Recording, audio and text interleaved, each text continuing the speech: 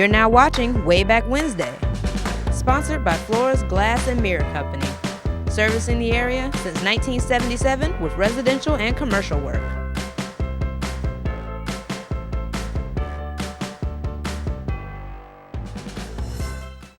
Well, good evening, friends, and welcome to another episode of Wayback Wednesday. I'm your host, Randy Adcock, so glad you could join us tonight.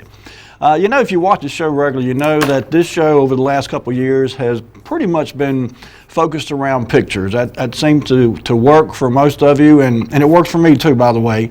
And so over this last couple of years, I've kind of spent a majority of my research on finding pictures of old Rocky Mount, old buildings, old events, and old people sometimes. But during the course of looking for pictures, I've stumbled across, of course, a number of photographers. And we've talked about certainly Charlie Killebrew and Bugs Behringer, Al Rabel. Recently, we talked about Larry Tucker. And I stumbled across another name purely by accident that I'd forgotten about. Maybe some of you remember. A guy named David Ciccelli. I think I'm saying his name right. It's Ciccelli. David came into the Rocky Mount Telegram Brotherhood, if you will, sometime around 1990 and began taking pictures under the tutelage of Bugs Behringer. He actually worked with Bugs for a while. I think he ended up buying a partnership or even ownership maybe of Bugs' studio. But anyway, I started today looking to see what I could find. And as it turns out, David Ciccelli was a very good photographer in his own right. And so anyway, all the pictures tonight are either going to be those that were taken by David Ciccelli or either have something to do with him. He won a number of awards, for example, over the years. I'm not sure how long his tenure with Rocky Mount Telegram lasted. 1994 seems to be about the last date I've come across so far.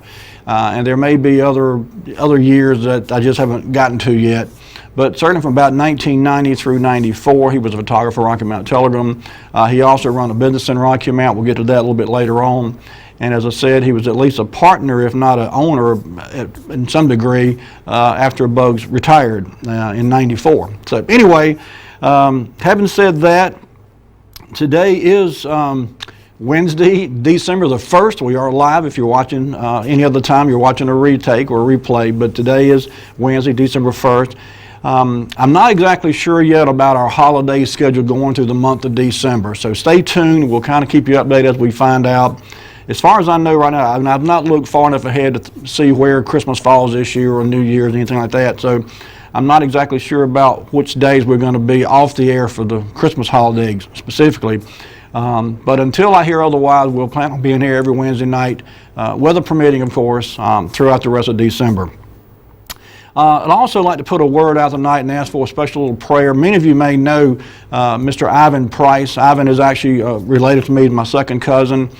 And I found out today he's in the hospital with COVID and COVID pneumonia at that, having a rough time with it. I spoke to him today, actually. And he had put a post on Facebook several days ago, and basically it said he felt terrible, and so I sent him a message on Facebook then and said, hey, if you need anything, let me know. I'm a phone call away. And I hadn't heard anything back from him, so I called him today, and he really sounded bad. And I asked him again if he needed anything I could do for him, and he said no. He said, I'm kind of hanging out here at the house. So I called another cousin of mine, and she ended up calling him and convinced him to call the rescue squad to come at least check him out. And apparently they came, checked him out, and carried him to the hospital. So he's out here at Nash General in the COVID ward, and I understand he does have COVID pneumonia, so keep a special prayer. Many of you know Ivan. He's acted in several plays over the years around Rocky Mount. He's a phenomenal drummer. He's played in a few bands around Rocky Mount. He's been playing drums, 50 years, I know. So anyway, we'd like to just kind of ask you to keep Ivan in your thoughts and prayers, and hopefully he can beat this COVID stuff and be on the mend quickly. Okay, with that being said, I think we can probably jump right in. I think I heard Lee pick up the phone call a minute ago there, so we'll give him just a minute to finish up. I think someone called into the station on the other line. Speaking of phone numbers, 407-1111 is the number here to the studio. if you'd like to share a memory or got a question, or, I mentioned earlier that the focus of this show over the last couple of years has really primarily been pictures. We share pictures with you, we take your calls, we talk about them, we reminisce, and we sometimes mourn for the old bygone days that are no longer with us. But I'm very much open to suggestions if there's anything you'd like to see. Or like to have us take a look into or investigate, I'd be more than happy to do that. Lee just poked his head in the door and said he was ready whenever I am. So with that being said, let's go ahead, Lee, if you would, bring up picture number 1. And as I said, these are all for the most part either taken by David Ciccelli or has something to do with him. Many of you may recognize this gentleman here. This is Mr. Alan Johnson. This was the first picture I found today, and I knew this gentleman only because I went to school with his daughter. And in fact, his wife was a teacher, and she taught me at least 1 year, I think, not elementary school, junior high school. But anyway, this was a fascinating gentleman. For those that remember Mr. Johnson, he taught at Wesleyan College out here. He was really world-traveled. And I'd like to think that the best pictures in the world tell a story. And if you think about that, you can look at some pictures and they just don't really speak to you in any way. But this particular picture here, and I'm sorry, I apologize again, the quality is not great. Again, they come out of the Telegram, and so they're not as good as the pictures that we've shown in the past that are from the original photographs. But this is actually, he's standing by a map, a world map, in fact. And what's hard to make out in this picture is just the phenomenal multitude of pins that are stuck in this world map of places that Alan Johnson traveled. And so I'm not going to read this whole thing. It's a fairly long article, but I want to kind of hit the high spots and just share with you some information that appeared in this article. By the way, this appeared in the Telegram July 21st, 1990, and it says, Alan Johnson thrives on travel. He speaks about 6 different languages and has traveled to the northernmost city in the world. Dr. Alan Johnson, a professor of history and geography at North Carolina Wesleyan College, received first-hand experience on life in Scandinavia during a recent trip to Iceland, Denmark, Sweden, Finland, and Norway. The thing I was most fascinated with was the fact that way up in the Arctic, almost at the North Pole, there are towns that are almost like Rocky Mount, he said. And I'm going to probably destroy these names, but there's this little town called Horningsvag, that northernmost city, sat at the 71st parallel of north latitude. Johnson further described that what he learned that he didn't expect. The people in this little town do everything we do. Some of them run a grocery store, a beauty parlor, and so forth. I went to a restaurant in Narvik, for example, and the special of the day was hamburger and french fries. Their cafes and grills are very much Americanized. Despite the fact that parts of Scandinavia are farther north than Alaska, the land never really freezes because the ocean never freezes. The January temperature at the North Cape is about the same as it is in Rocky Mount, about 31 degrees. It's because of the North Atlantic Drift, the Gulf Stream. It carries warm water from the tropics up and keeps the area from being frozen solid. But anyway, the article goes on to talk about some of his many visits and how he had worked at Wesleyan College. By the way, again, this was from 1990, and it said in this article that he had been at Wesleyan College since 1964. He was instrumental in conducting tours for students to England, Russia, China, Israel, Greece, Egypt. He was just, I said world traveler, and that certainly is the best way to describe him, but it wasn't his only talent. From what I understand, he was a phenomenal professor and teacher, mentor to a lot of students, and just a heck of a nice guy too. So Mr. Alan Johnson there you go. Okay, Lee, let's go to the next picture if we could. And this gentleman here, I can't say I ever remember meeting him. If I did, I'd forgotten. By the way, this was also in June of 1990, but this picture was of Mr. Bill Langley, and it says, Bill Langley looks over Ferris wheel seats and other equipment now in storage used when his family owned a carnival years ago. I thought this was odd for a number of reasons. Number one, I didn't know of anyone in Rocky Mount that had been involved with the carnival directly, but apparently this Mr. Bill Langley. And if anyone knows him, by the way, or knows anything about him or his family, give us a call. 407-1111 is the number. But it was a really neat article that accompanied this picture down below it. And again, it's kind of long. I'm not going to read the whole thing, but I want to share some of what was in this article. The article is headlined, "The Human Volcano Recalls Carnivals," and this appeared in Rocky Mount Telegram in June of 1990. Apparently this guy is from a little town called Samaria, which I believe is down somewhere in the Wilson area. I'm not exactly sure. I've seen a sign sometime in the past, I know. But anyway, it says, William A. Langley fondly recalls his years of working with his family in carnivals, sometimes filling in for fire eaters or sword swallowers, and making a name for himself as Diablo the Human Volcano. Langley, 37, said he spent most of his life up until age 23 traveling with his parents in various carnivals. He said he was born into a carnival family and adopted as an infant by Mr. and Mrs. E.J. Langley, who worked for the same carnival belonging to Langley's adopted grandfather. Soon after he was adopted, he said his family got out of the business for a few years but re-entered it with a different show called O.C. Buck when he was about 7 years old. Langley said he started working the carnival at a young age. When I got big enough to know what money was, I was working, Langley said. He started out as an errand boy, helping operate concessions or doing odd jobs. When he got older, he helped with setting up and dismantling rides. He actually tells a story about, said he had given the opportunity to sit in what was called the electric chair. And when electricity surged through it, the announcer lit torches off his fingertips. And he goes on to explain that the chair was actually sitting on a rubber mat, so he wasn't being shocked, but the electricity was going through his body, and they were able to light torches off his fingertips, and it didn't hurt him, of course.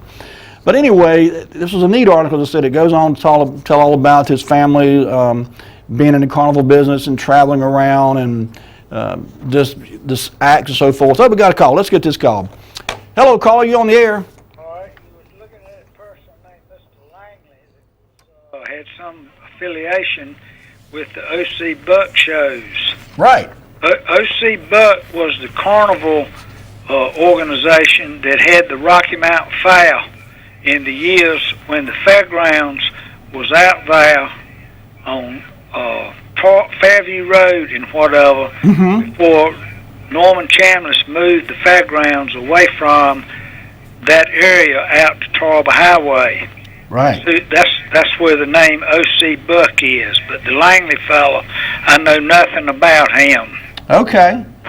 All right. All right, buddy. Thank you. Appreciate the information. Goodbye. Bye-bye. Okay. Yeah, and you know, I'm going to show you a little bit later on. I found another picture of the Rocky Mountain Fair, and you know, we talk about this quite often on this show. There's so many things, so many events that used to be regular occurrences in Rocky Mountain, and the Rocky Mountain Fair was certainly one of those things that many, many people look forward to every year. And it's just a shame that there's so many of these events that were so widely popular for decades. I mean, for many, many, many years, this area, you know, people would come from miles around to the Rocky Mountain Fair.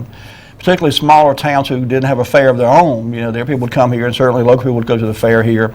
And it's just a shame that we don't have some of these events like the fair to participate in anymore.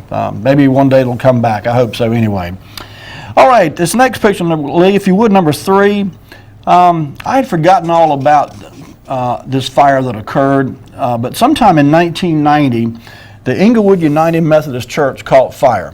And Harold, I hope you're watching and recognize yourself there on the left-hand side of the screen. That's Mr. Harold Winstead, a faithful viewer of the show and calls in many times.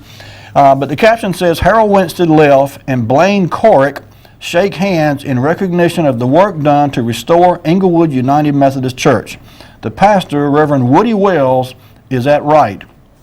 You know, I grew up, my parents bought a house over in Englewood, literally right around the corner from this church in 1967. And we moved from over in the Falls Road area over to Englewood. And as I said, I used to play in the playground at this church and have some very fond memories. I did not remember until I saw this picture that the church had caught on fire sometime in 1990. And I'm not exactly sure how much damage was done to it. There was not a lot of detailed information about the fire, just that certainly the insurance paid off and the church was able to get rebuilt and restored. And so this picture is just kind of giving an overview of the fact that the church was back and restored back to its prior glory. So anyway, this was in May of 1990, by the way, Inglewood United Methodist Church. Okay, Lee, let's go then to the next picture. And this is actually, I mentioned earlier about events that used to be in Rocky Mount that just doesn't happen anymore, unfortunately. And this was also from 1990. I want to say this was from, I tried to put a little note on top of each one of these pictures, and I've printed off copies of them that I've got in front of me here so I could read the caption to you. And I'll do that now. It says, Crop Walk Starter. Rocky Mount Mayor Fred Turnage, there on the right, officially starts the 1990 Crop Walk this past Sunday. The walk, which expected to draw more than 1,000 walkers, benefited the Rocky Mount Crisis Ministry Center and the International Children's Organization.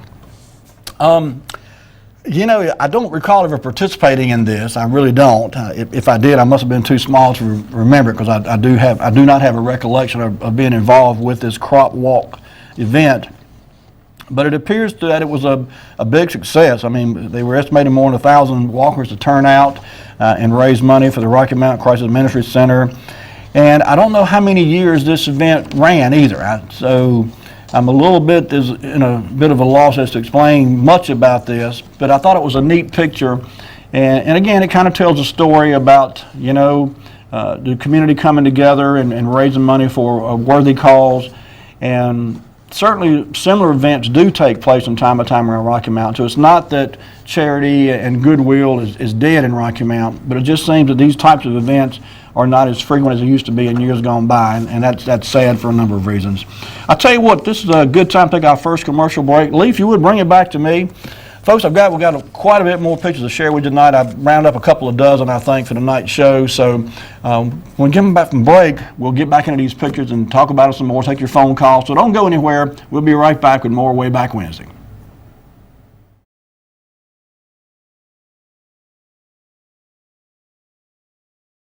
You're now watching Wayback Wednesday, sponsored by Floors Glass and Mirror Company, servicing the area since 1977 with residential and commercial work.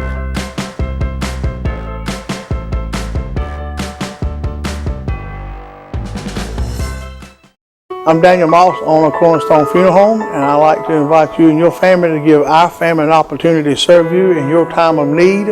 And we offer a full line of funeral services, everything from visitations to graveside services to cremations on site with a live crematory, as well as a banquet hall to meet the catering needs of our families that we serve. We offer catering service. We offer refreshments prior to visitations and services of our family. And we want to invite you to come and experience the difference here at Cornerstone Funeral Home.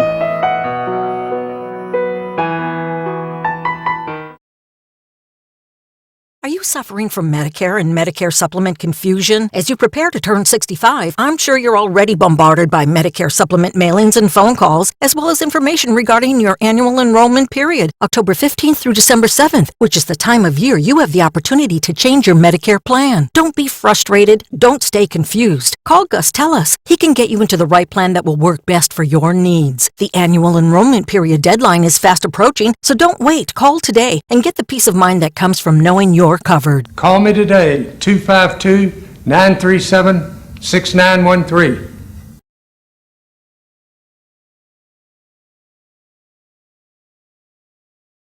When faced with special care needs for elderly or disabled loved ones, families want compassionate, comforting care. That's Tender Touch Home Care Services' goal, providing the level of care we would expect for our own. With over 10 years of home care excellence, Tender Touch provides an array of services that keeps your loved one at home. From personal care, light housekeeping, errands, and meal preparation, to our private duty care program, which combines all of our home care offerings in one package. Tender Touch Home Care Services, where your needs are our concern.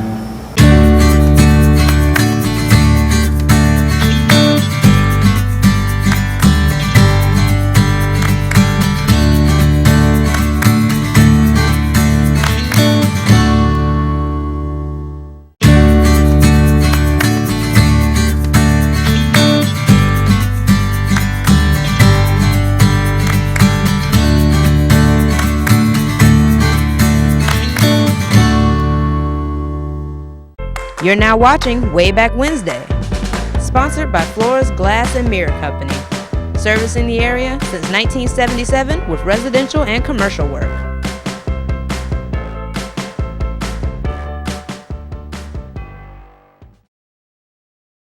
Tuning in, you're watching Wayback Wednesday. I'm Randy Adcox. Glad you could join us. Before the break, we were talking about events that used to occur with regular frequency in Rocky Mount, and sadly, many of them have just kind of gone by the wayside over the years and just don't occur anymore for one reason or another. The Rocky Mount Fair being one of those such events. But I stumbled across another event while I was getting ready for tonight's show and found a couple of pictures, or one in particular, dating back to April of 1990, and it was the Expo. And some of you remember this, I'm sure. It was an annual event and held at different places. I think it was at Tarrytown Mall for a while. It held at some of the tobacco warehouses for a while. And there was a neat article that appeared along with this picture. So Lee, if you would, put the picture up. And while we're looking at the picture, I'll read a little bit from this article that appeared in the Rocky Mount Telegram in April of 1990. It says, the Eastern Expo off to a rousing start. By the way, before I go read into this article, I'm going to read the caption of this picture here. It says, Scoping Expo, Deanne Batchelor gets a lift from her mother, Brenda Batchelor, at the opening day Thursday of Expo 90. Winners of a drawing at Expo will win a fishing trip on this vessel. So that's the Carolina Princess fishing vessel there. I'm not certain. I think that boat might have been based out of Atlantic Beach or Morehead City 1 for a while. I seem to recall seeing that name, that boat, at some time in the past. But anyway, there's a little bit of the article. I won't try to read the whole thing. It's quite a long article, but it talks a little bit about the Expo as it was in 1990. And it says the 10th annual Eastern Farm Home Trade Expo promises to be well worth admission and maybe a little more. Officials opened a 3-day event Thursday at People's Warehouse, U.S. Highway 301 South with a ribbon cutting. Expo Chairman Robbie Lynn issued a down east welcome and said a lot of hours the last 365 days have been put into bringing this expo to Rocky Mount for its 10th year. Proceeds will help a lot of less fortunate people than ourselves. The expo is co-sponsored by the Rocky Mount Lunch and Lions Club and the Rocky Mount Area Chamber of Commerce. Mayor Fred Turnage, Wayne Hazard, Chamber Executive Director, Michelle Jefferson, Miss Rocky Mount, Dawn Whitley, Miss Springhope, Pete Hugendonk, Lions President, and Lion William Bobbitt welcome visitors to an already crowded warehouse. Lions said the Lions expect $150,000 in expo proceeds are earmarked to assist the blind, visually impaired, and other club projects. So obviously this was an event to raise money for the Lions Club, the Rocky Mount Lunch and Lions specifically, and it was a big deal. I mean, you know, they had lots of booths. Each booth, you had to purchase a booth, and so it said they had more than 100 booths, and they were all sold out. But it was just a big event, and for a good cause, obviously. And you know, just another one of these things. I don't know when the last expo took place. Keep in mind, this has been 30-some years ago now. So I don't know. It had been going for 10 years in 1990, according to this article. So it had some history at this time, but I don't know when it stopped being in existence, and to my knowledge, it hadn't been happening in Rocky Mount anyway for some years now. So, okay. All right, let's go to the next picture. You know, one of the neat things about going through these old pictures, aside from reminiscing about what the picture captures and the stories that are told in these pictures, is that every now and again I stumble across a picture with someone that I personally know or that I recognize or that I've had some personal contact with over the years. And this particular picture here is one that tells a neat little story real quickly, but I recognized and went to school and was in fact childhood friends with this Rocky Mount police officer. And the caption reads, Evacuation. Rocky Mount Police Sergeant Wayne Sears escorts Leslie Vibert from her home shortly after 7 a.m. today off the 1500 block of South Church Street following an LP gas leak. About 15 people were evacuated. This occurred in April of 1990, and apparently there was some kind of gas leak. I don't know if it was propane or natural gas. It says an LP gas leak. But in any case, they were evacuating people who live in the area of the gas leak. And as I said, Wayne Sears and I golly, we grew up literally a block apart from each other. He had a long, illustrious career with the Rocky Mount Police Department, retired some years ago, and went to work providing security out here for Wesleyan College, in fact. I think he's still doing that to this day.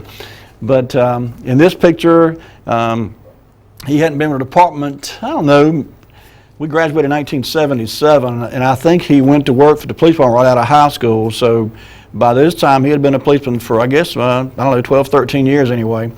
But anyway, like I said, it's just neat to run across these old pictures and spot somebody you knew or knew well, and that was the case with this picture here. So anybody knows Wayne, tell them you saw him on TV, or at least a picture of him. All right, let's go ahead and lead to the next picture if we could. And this next picture is from January of 1990, and it's talking about the Nashville Opry. And you know, this was something I'd forgotten about this event.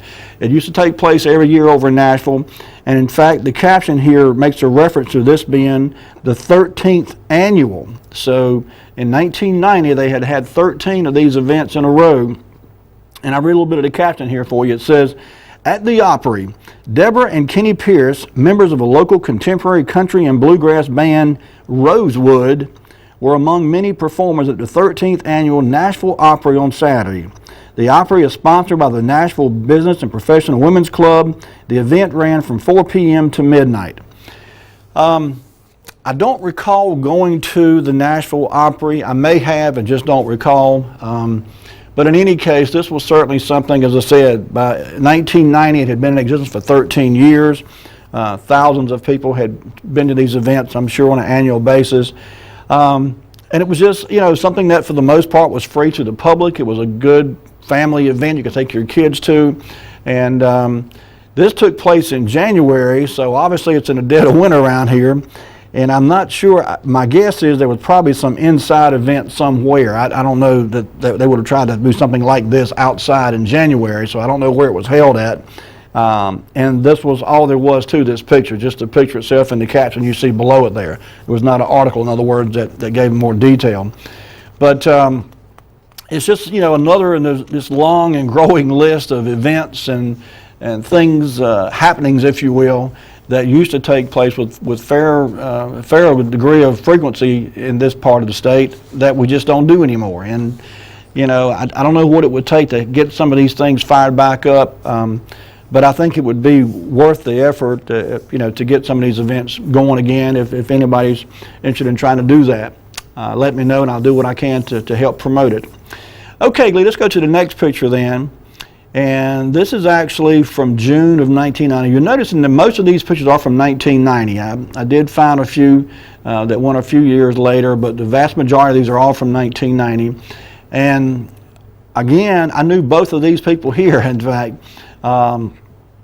The caption just reads, "Steve Morgan and Jason Harrison model skates." Many of you may know Steve Morgan. His father was Dr. Morgan, local baby doctor around town.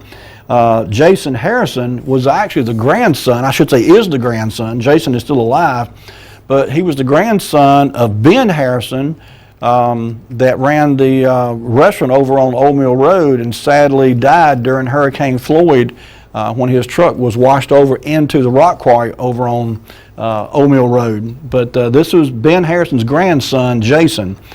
And the article was talking about when inline skates came into being in 1990. And I read a little bit of this article here. This was a fairly long article too, and I just captured a bit. I didn't try to get the whole thing. But it says, "New skates roll over the nation. Inline roller skates are the hottest things to hit the market since the pogo stick." So says Steve Morgan, owner and operator of Morgan Cycle and Fitness at 2513 Sunset Avenue. "It's the fastest growing sport in America," said Morgan. "It is a sport of the 90s. Inline skates were developed and first introduced in 1980 by Scott Olson of Minneapolis under the name rollerblades. They feature wheels in a row rather than the conventional side-by-side arrangement. Olson, a determined entrepreneur and former professional hockey player, first found a market for the skate as an off-season conditioning device for his fellow hockey players." So a couple things here. I didn't realize that these things actually been around since 1980, but apparently in 1990, 10 years later, they kind of took off. And I remember, I've not seen Steve in a long time. Steve also played drums. Many of you might remember that. He played drums and run this little bicycle shop over on Sunset Avenue. I'd lost track of Jason Harrison many, many years ago. I don't know what he was doing. Last I heard, he was actually doing something with computers, but I'm not sure about that now. But in any case, the inline skates, I think they're still around today. You can still buy inline skates, and a lot of kids get them for Christmas, in fact. Okay, Lee, let's go to the next picture then, if we could. And this picture just made me smile for a number of reasons. The old gentleman you see there behind the plow is Mr. Otis Winstead, and there was a really neat article that accompanied this picture, and it was just a long article, and I didn't want to try to read it, but basically it just talks about Mr. Winstead and how in 1990, this picture came out in the Telegram in June of 1990, when the vast majority of farming here locally was being done, particularly breaking up of ground, was done by tractors. Mr. Winston had no use for technology and was still using an old mule there to drag his plow around and plow up his land. And I'm not sure how much land Mr. Winston had to work with his plow and mule there, but apparently the amount of land didn't bother him because he was content doing it with what he had there, and had decided to forego the option of investing in a tractor. So, and then, I would imagine there are probably somewhere in the world today people still breaking land with plows like this. I remember when my grandfather had one, and of course I remember when he had a tractor also and put the plow to the side. But anyway, that's something you don't see anymore, the old horse-drawn or mule-drawn plows. Okay, Lee, let's go ahead into the next picture. I mentioned earlier about the Rocky Mount Fair and how it's a shame that the fair is not here anymore. And this picture, September 1990 is when this picture appeared in the Rocky Mount Telegram. And it says, the caption says, ready for the fair. Kendra Davis, 2 years old, watches as carnival workers erect fair rides at Rocky Mount Fairgrounds Thursday afternoon. Cloudy skies will greet the fair opening today at 4 p.m. The event will run through September 22nd. Not a lot of detail here in this picture itself. I can't tell too much about anything other than this is obviously, it looks to be either a portion of a ride or perhaps a flatbed truck that's hauling equipment to be assembled into a ride. But it goes back to what I was saying earlier. The fair was a big event, looked forward to by thousands of people every year, and it's just an absolute shame that we cannot get a fair back going at Rocky Mount. I can't believe that there's not enough interest in Rocky Mount to have a fair here. And I'm just not sure how to go about trying to make it happen. So if anybody's got any ideas, feel free to share, and I'll pass them on to whoever we need to pass them on to try to get us a fair going back again at Rocky Mount. Okay, Lee, let's go to the next picture we could then. I also mentioned earlier about, it was neat when I run across pictures of people that I knew and people I went to school with. And just like I mentioned earlier about Wayne Sears with the police department, the gentleman on the right-hand side of your screen here, he and I go all the way back to the first grade. That's David English there. And in fact, I don't know if David's watching tonight. I do know David and his father were regular viewers of the show, and sadly his father passed away this past week. And so David, if you're watching, I hope you see yourself there, and you're looking good in the uniform, buddy. The caption says, Rocky Mount Fire Chief J.E. Hawkins in the center commends firefighters Gregory Harris Left and Captain David English, recipients of the John Sight Scholarships, which are presented annually. The Board of Trustee members who are awarded the scholarships includes Hawkins, Chief J.F. Lancaster, Captain J.W. Atkins, and local businessmen Joe Nelson and Don Wilhaff. The fire department accepts donations for the scholarship fund, according to a spokesman. And, these were continuing ed type classes these firemen would go through periodically, and they were paid for by these scholarships, if you will. And, my guess is this still goes on to this day. I don't know that for sure, but I would expect in some degree it does. But in any case, it was neat to see a picture of my old classmate, David, there. As I said, we went all the way through school together from first grade on. And I still saw him this morning, in fact. I eat breakfast with him a couple times a week at a little restaurant down the street from my house there. So good to see that picture. Okay, you know, there was another event that happened in Rocky Mount back in the 1990s that I declare I could not remember this. I don't recall hearing anything about it. And I don't know how long it lasted or when it ceased to be in existence. But some of you may remember what was called the Rocky Mount Flute Choir. The Rocky Mount Flute Choir was at least in operation in the 1990s. I say in operation, it was an organization, a club, if you will, with some local musicians, and obviously the flute was the central instrument in the group. There were other people who played other instruments as well, though. It wasn't just strictly flute, but I don't think I ever had an occasion to hear them perform or see them perform either, for that matter. And I can't honestly say I never ever knew anything about them. But when we come back from the break, and this is a good time to take our next break, when we come back from the break, I'm going to show you some pictures of some people who participated in the Rocky Mount Flute Choir. You may recognize some of these folks. So Lee, if you will, let's go ahead and take us to our next commercial break, and when we come back, we'll jump right back into our pictures and carry on some more. So don't go anywhere, folks. We'll be right back.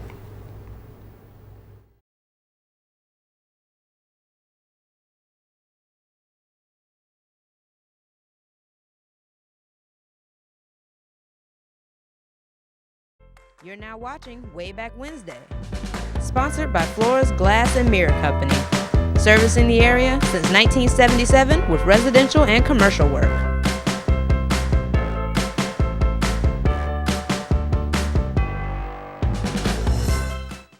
I'm Daniel Moss, owner of Cornerstone Funeral Home, and I'd like to invite you and your family to give our family an opportunity to serve you in your time of need. And we offer a full line of funeral services, everything from visitations to graveside services to cremations on site with a live crematory, as well as a banquet hall to meet the catering needs of our families that we serve. We offer catering service. We offer refreshments prior to visitations and services of our family. And we want to invite you to come and experience the difference here at Cornerstone Funeral Home.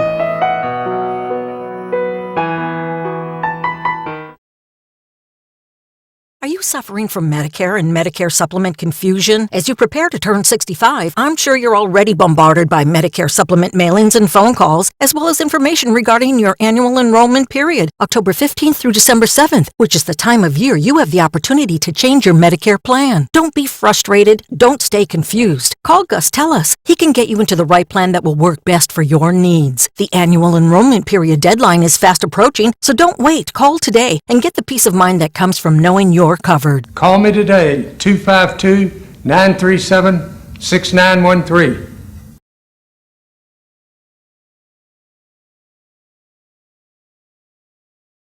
When faced with special care needs for elderly or disabled loved ones, families want compassionate, comforting care.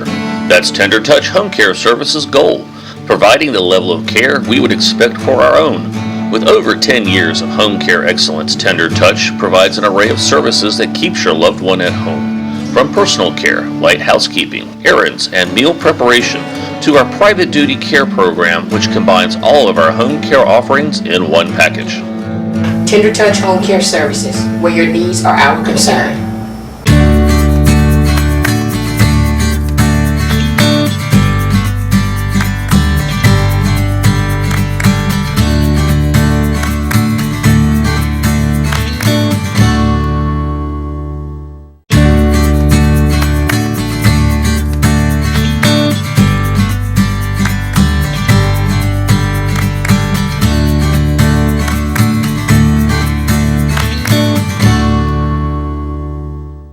You're now watching Wayback Wednesday, sponsored by Flores Glass and Mirror Company, servicing the area since 1977 with residential and commercial work.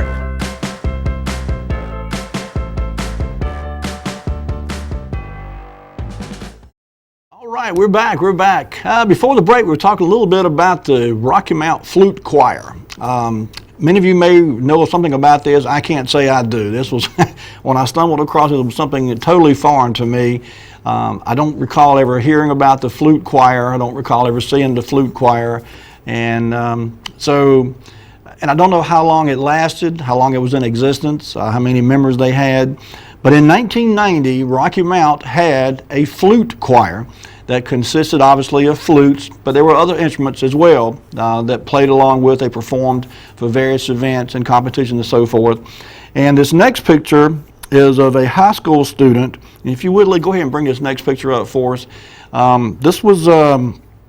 This appeared in March of 1990, and this young lady here, Miss Jennifer Brett, it says high school student Jennifer Brett counts her rest. And so, and you can see the flute there in front of her. And again, I apologize, these pictures are not real great quality. As I said, they're pulled straight from the newspaper website, newspapers.com. And so sometimes when you blow these things up to try to find some detail, they get even worse. So this one was enlarged a little bit, but this was a pretty good sized picture in the paper anyway on this particular day.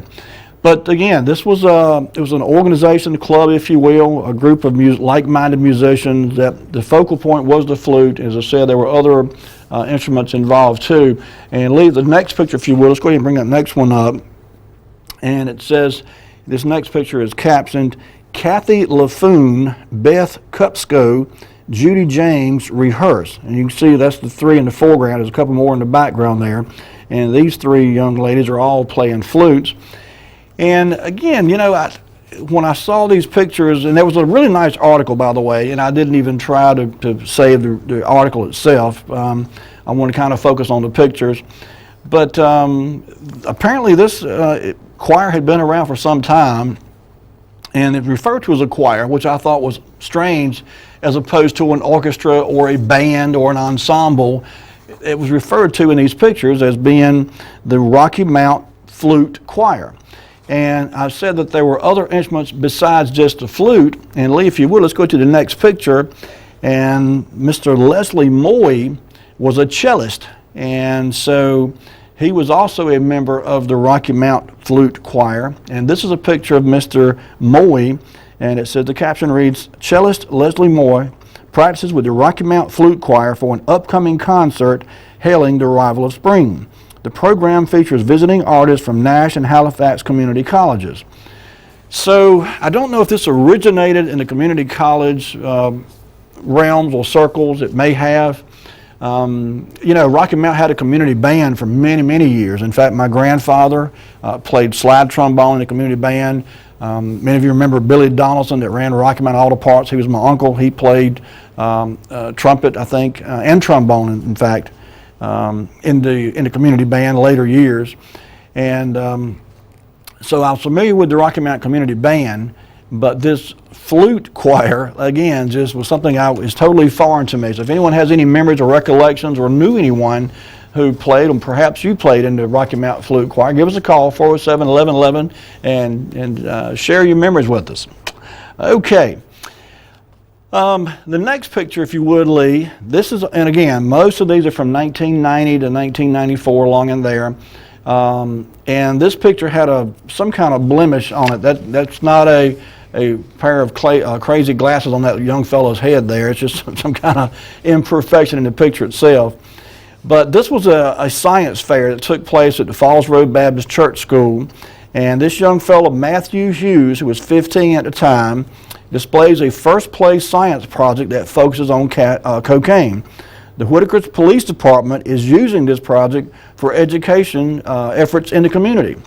And so this was like a science fair type project, and this young fellow put together this exhibit, and it talks about how cocaine affects the body, how it's abused, and how, and again, this was going back from April of 1990, but the local police departments were so impressed with this young man's assembly here of information and paraphernalia and able to get across a valid point about the dangers of this and other drugs that the Whitaker's Police Department actually borrowed and used his display in their efforts to educate the public about the dangers of cocaine. So, neat picture. I said earlier, you know, a good picture tells a story. And this picture right here is a prime example. It just tells a good story about how this young man, you know, put together something for a school project that ended up having far further reaching dimensions than he ever envisioned, with what he had in mind when he first put it together. So just a neat little picture there. Not sure where Mr. Matthew Hughes is today, but he would be in his mid-40s by now. So if he's still in Rocky Mount, he's probably got kids of his own this age now. How about that? Okay. Also in 1990, the city of Rocky Mount was having some fairly significant problems, as it turns out, with wastewater and sewer management. And so, in fact, it got so bad that the state of North Carolina put a moratorium in Rocky Mount that said they could not do anything else or build anything else until they resolve this issue. In other words, it got so bad that the sewer system was just unable to accommodate and handle any more sewage. And so the city of Rocky Mount was literally forced to go in and do some major improvements to the sewer system, and particularly the wastewater treatment plant, I should say. Not so much the pipes in the ground, but the wastewater treatment system and plant itself needed some major overhauls done. So in March of 1990, the Rocky Mount Telegram did a really neat article and talked about the wastewater treatment plant, and it doesn't specifically tell where this is, but I do believe this is the plant that is now located out on Highway 97 east of Rocky Mount out there. Many of you know where that is. But Lee, if you would, I forgot to tell you to pull the picture up. The next picture is, this is the article, and this is a part of it, I should say. It was a fairly long article. And this gentleman here is the Water Resources Director, Paul Blunt, surveys the site. And I read a little bit of it. I won't try to read the whole thing, but it says, state environmental officials have dumped more bad news on an already ailing regional wastewater treatment plant, but city officials remain optimistic that Rocky Mount can clean up its act. After banning new sewer hookups last month, the Division of Environmental Management has said that when the moratorium is lifted, Rocky Mount will face stricter requirements than before. DEM Director George Everett said last week that the plant will be required to meet new limits after its permit expires in June of 1991. City officials have said the millions of dollars and thousands of cubic yards of concrete poured into the project will prepare the plant for new requirements. City Director of Water Resources Paul Blunt said $9 million in upgrades should be finished ahead of schedule in February of 1991. So this was a big deal, obviously. And, the close proximity of the wastewater treatment plant to Tar River, in fact, as many of you know, the discharge from the plant dumps right into Tar River. And, it's supposed to be treated to the point of not being toxic anymore, not being any danger to animals, fish, or anything else downstream of Rocky Mount. But I got to tell you, I've been fishing down there where that refuse pipe dumps into Tar River from the wastewater treatment plant, and there's some pretty gnarly water coming out of that pipe sometimes that's being dumped right into Tar River. It's got a pinkish tint to it sometimes, it's got a foul odor to it sometimes. I'd hate to think that it's not being handled properly, but there's obviously some very strict guidelines that go into wastewater treatment. And just a few years ago, there was a gentleman who was no longer with the city of Rocky Mount, and after he left, he actually addressed the Rocky Mount City Council, and this happened just a couple of years ago. And he said that there was a definite need for a fairly significant overhaul in the wastewater treatment system in Rocky Mount now. Again, this has been 30 years since this was done. And so there was obviously, this gentleman had some input and some inside information, if you will, about needs that the Rocky Mount city needed to address. And this was all about the same time that the event center planning was being, put out to the public. And I think this gentleman's point was that, hey, you're looking at spending $50 million on the event center when we really need to be spending money on our sewage and wastewater treatment system. So I'm not sure what the status is on that now, but I just thought it was kind of a neat looking back at history that 30 years ago, the city of Rocky Mount had to address this issue, and here we are 30 years later, and we still need to address it again, it looks like. Okay, The next picture, Lee, is actually one of the facilities that were part of that major overhaul. Like I said, with millions of yards of concrete poured into place to support this actual process of, purifying the water or treating, I should say, the wastewater, treating the wastewater. And so I've never had an opportunity to go back and look and see. Obviously, you can't go back there. It's city property, and unless you've got someone to take you back there and kind of escort you, if you will, the public's not going to be allowed to go back there. So I'm not sure how much of what you're looking at here. There's probably more of these same type pools where the wastewater treatment takes place. But in any case, this was in March of 1990. Big undertaking there after a pretty significant scolding, if you will, by the state of North Carolina about the way Rocky Mountain's wastewater was being handled. Okay. All right, Lee, let's go to the next picture if we could then. This was actually a little ad, not an ad, but a picture, I should say, that appeared in September of 1990. And it was simply some artwork, a picture of some artwork that was painted on the side of a building. It says, Mr. Edward H. Hunt, a retired sign painter, is responsible for the signs and decor found on this building, the building exterior, in Speed. Hunt, 86, is one of the founders of Speed's Big Day. The town celebrated the event Saturday for the 17th year. I first thought this was a little community here in Rocky Mount called Speed, but I think it's actually referred to the town of Speed, which is down by Tarboro, I believe, somewhere down that way east of Rocky Mount. But anyway, I don't know if Speed still has a Big Day celebration, but in 1990, September of 1990, they were having their 17th annual Big Day. And as you can see there, it was held on a Saturday, September the 8th in 1990. And I don't know anything about this event. I don't recall ever hearing about it before. So if anyone knows anything about Speed's Big Day, give us a call, 407-1111. It's a number. But this was something else that was totally new to me. I don't recall ever hearing about Speed's Big Day. Okay, we're about to run out of time, Lee. Let's see if we can hit a couple more before we slam out of time. This next picture is from July of 1990, and I love seeing pictures of kids being rewarded for hard work and doing good and just being, outstanding young citizens. And this picture here is from July of 1990, and it says the following received Weeks Armstrong Awards last weekend at the Discovery Club Annual Awards Banquet. From left to right are Chauncey Johnson, Gregory Bright, Chandra Johnson, Rhonda Johnson, and Denise Hunter. I don't know any of these young people. They're all much younger than I am, obviously.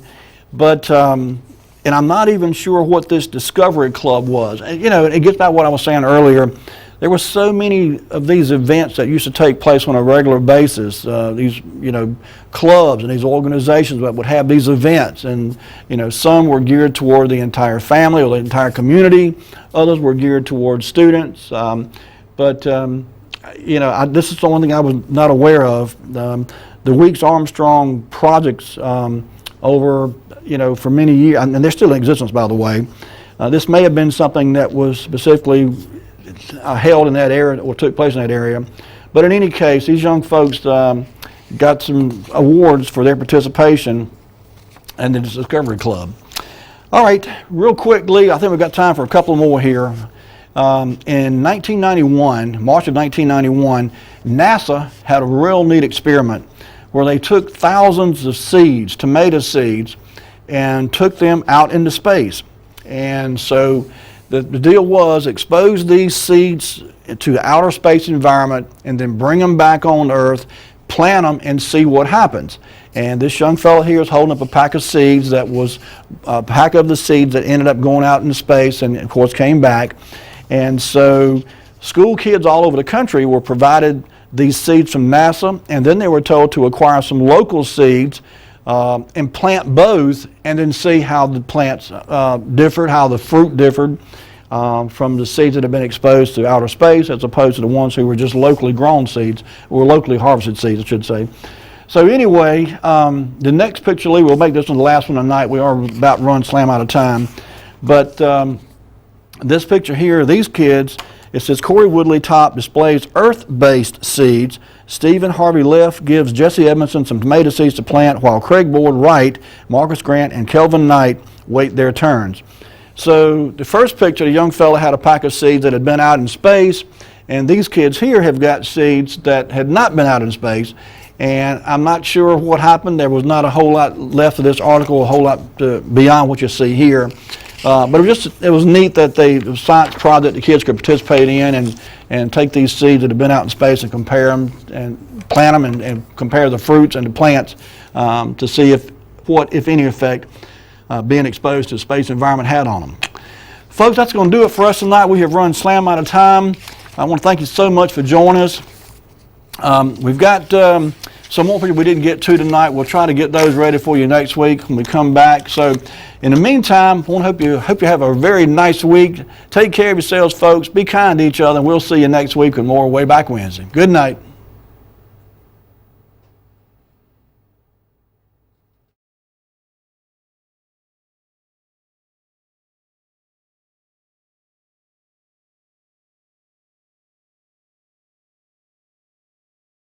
You're now watching Wayback Wednesday, sponsored by Floors Glass and Mirror Company, servicing the area since 1977 with residential and commercial work.